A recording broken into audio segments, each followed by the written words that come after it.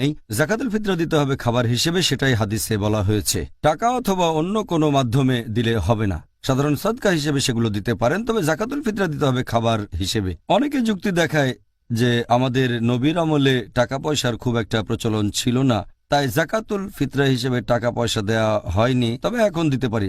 এরা একটা জিনিস বুঝতে পারে না যে আমাদের নবীর আমলে আর সাহাবিগণের আমলে মুদ্রা ছিল দিরহাম, তারপর দিনার ছিল, টাকা ছিল। তখন হয়তো কাগজের নোট ছিল না, কিন্তু টাকা তো ছিল।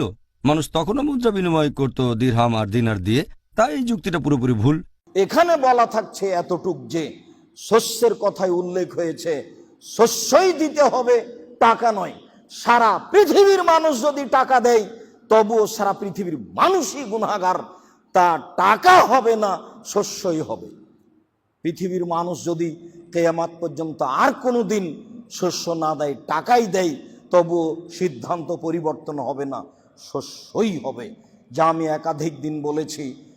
আমরা ফিতরার জাকাত বের করতাম, সামিন তামিন, একসা করে খাবার, একসা করে কি তাম, তাম মানে খাদ্যদ্রব্য, খাবার।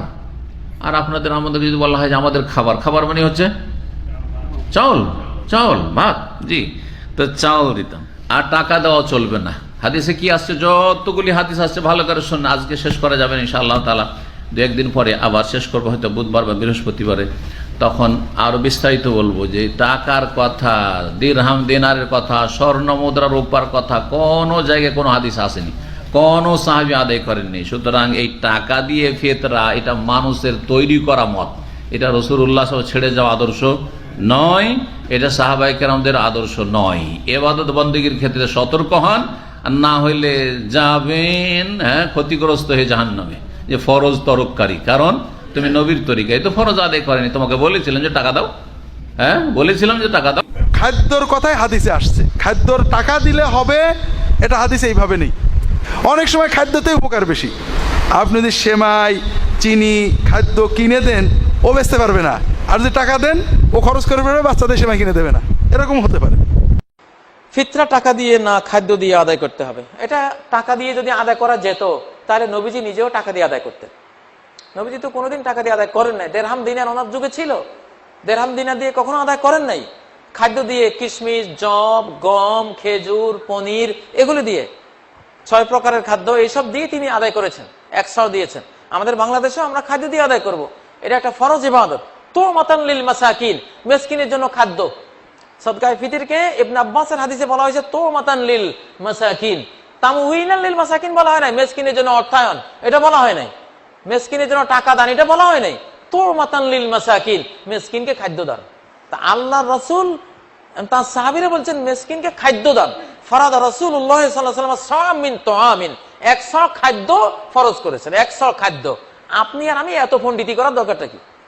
এই রাসূলুল্লাহ সাল্লাল্লাহু আলাইহি ওয়াসাল্লামের দেয়া যে নির্ধারিত যে পণ্যগুলো, সেগুলো দিয়ে দেয়া এটা নিশ্চয় সুন্নাহ, এবং এটাই হচ্ছে প্রকৃত সুন্নাহ। টাকা দিয়ে ফিতরা দেয়া যাবে কিনা, এর উত্তর হচ্ছে নবী সাল্লাল্লাহু আলাইহি ওয়াসাল্লাম টাকা দিয়ে ফিতরা দিয়েছেন এমন প্রমাণ নেই। ফারাদা রাসূলুল্লাহি সাআম মিন তামরিন ওয়া সাআম মিন শাইরিন, এইভাবে বুররিন, তিনি জব দিয়ে, খেজুর দিয়ে, গম দিয়ে এইভাবে ফিতরা দিয়েছেন, এটার প্রমাণ আছে, 1 সা পরিমাণ দিয়েছেন।